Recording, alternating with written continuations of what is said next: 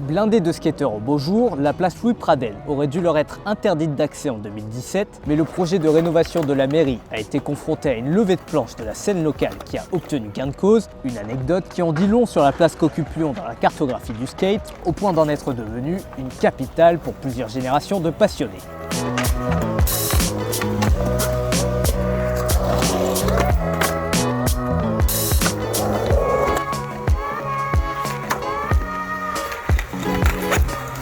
Du skate à Lyon, on en voit presque partout aujourd'hui. C'était pourtant loin d'être une évidence un demi-siècle en arrière.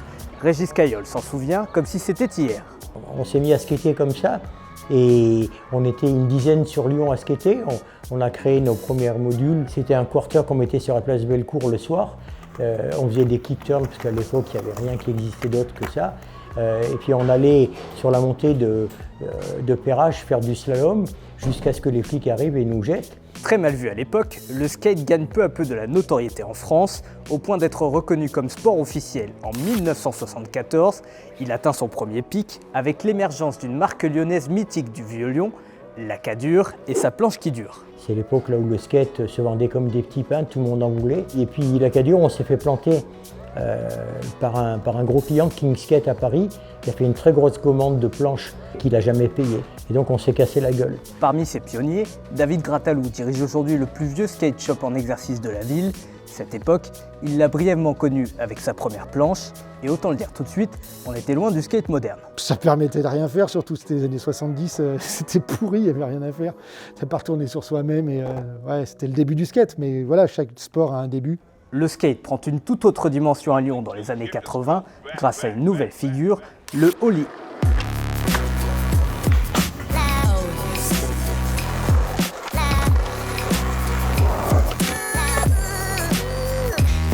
Un ollie, c'est une façon de taper à l'arrière de la planche pour la faire décoller.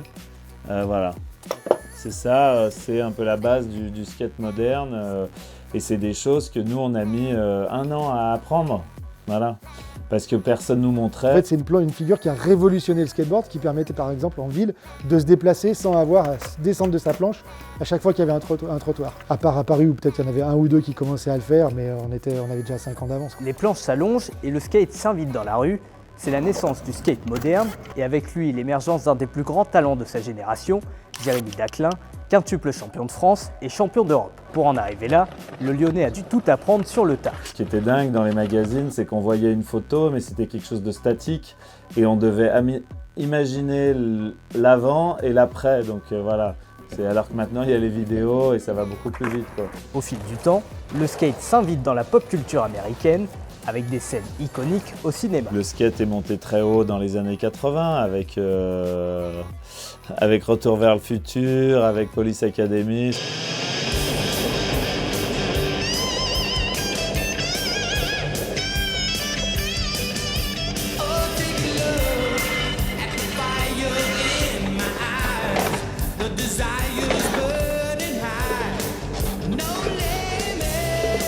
Il y avait vraiment une culture française avec les sports français comme le foot, comme tout ça. Et c'était vraiment, le skate était vraiment un truc exotique, quoi. Il y avait une alternative, c'était la nuit de la glisse. Donc c'était au Palais de la Bourse. Et une fois par an, il fallait se cogner 1h30 de windsurf, de monoski et de conneries de glisse pourrie pour espérer voir 30 secondes ou 40 secondes de Klaus Grabke, un skateur allemand de l'époque. Le skateur est alors un spécimen rare à Lyon.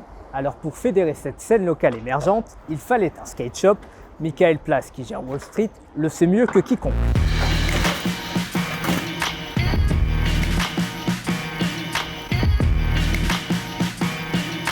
S'il n'y a pas un skate shop qui fédère la scène, qui fait des événements, qui crée un lien, qui vend le matériel, hein, parce qu'à l'époque, pour avoir du matériel, c'était compliqué. Il n'y a pas Internet, il n'y avait pas de commande, rien, c'était vraiment le shop physique. Donc s'il n'y a pas ça, il n'y a pas de skate. Et ce sera chose faite au milieu des années 80 avec l'ouverture d'un petit shop rue Vaubecourt dans la Presqu'île, dirigé par Alain Damidian. Le surplus d'aînés va très vite devenir la mecque du skate à Lyon. On faisait des conneries, hein. comme les jeunes skateurs d'aujourd'hui dans nos magasins, ils traînent, ils squattent. Au début, au surplus d'aînés, ils n'avaient rien, même à peine des vêtements. Le peu de trucs qu'il y avait, c'était les magazines des fois. Quand on en avait un, c'était Moi, mon premier, je l'ai lu et relu. C'est le premier magasin qui m'a sponsorisé. Il nous a pris au sérieux plutôt que nous prendre pour une petite bande de petits cons. Et c'est aussi grâce à lui que l'un des spots les plus emblématiques de Lyon va débarquer vers la fin des années 80, la fameuse piste de Perrache, cours Charlemagne. Et comme Alain était dans le deuxième, et qui connaissait donc le maire du deuxième, Camille Georges, il a dit on va le rencontrer et on va regarder si on peut récupérer, ça serait bien qu'on monte une piste. Donc, au départ, on a acheté du bois avec Alain. La première chose qu'on a fait, je crois que c'est une table avec 2 plans inclinés et des courbes de chaque côté.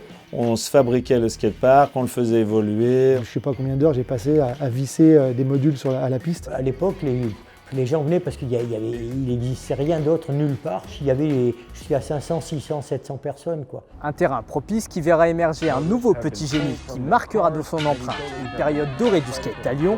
La suite au prochain épisode.